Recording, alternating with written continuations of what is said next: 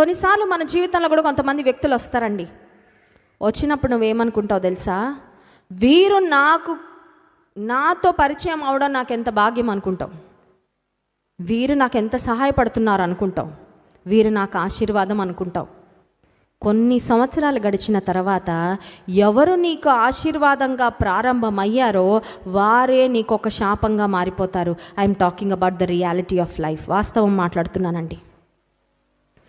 ఏ వ్యక్తులైతే ఒకప్పుడు వీళ్ళు నాకు మేలు, వీళ్ళు నాకు దీవెన, వీళ్ళు నాకు ఆనందము, వీళ్ళు నాకు ఆదరణ అనుకుంటావో అదే వ్యక్తులు ఒకానొక సమయం వచ్చేసరికి నీకు అపకారం చేసే స్థాయికి వెళ్ళిపోతారు. నిన్ను బాధించే స్థితికి వెళ్ళిపోతారు. నీ వెనకాల గోతులు తవ్వే స్థితికి వెళ్ళిపోతారు. అన్నం పెట్టిన చేతి వేళ్లను కొరికే స్థితికి వెళ్ళిపోతారు. అప్పుడు నీకు అనిపిస్తుంది, ఒకప్పుడు వీరిని ఆశీర్వాదం అనుకున్నానే, ఇప్పుడు వీరే శాపం అయిపోయారేంటి? మనుషులంతే, సింపుల్. మనుషులు ఎవ్వరూ నమ్మదగిన వారు కారు.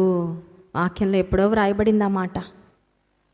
ఏ ఐగుప్తు ఒకప్పుడు ఇశ్రాయేలీయులకు ఆధారముగా ఆదరణగా ఉందో యోసేపు కుటుంబానికి, అదే ఐగుప్తు ప్రాంతం ఇప్పుడు ఒక చెరసాలగా, ఒక ఇనుప కొలిమిగా మారిపోయిందండి. It was a place of slavery.